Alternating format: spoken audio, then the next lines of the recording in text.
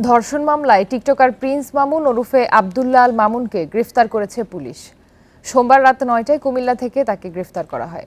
রোববার প্রিন্স মামুনের বিরুদ্ধে ঢাকার ক্যান্টনমেন্ট থানায় মামলা করেন ভুক্তভোগী এক নারী।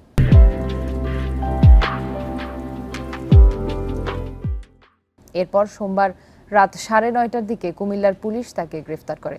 অভিযোগে ওই নারী উল্লেখ করেন, মামুনের সাথে গত ৩ বছর আগে সামাজিক যোগাযোগ মাধ্যমে পরিচয় হয়, গড়ে ওঠে প্রেমের সম্পর্ক।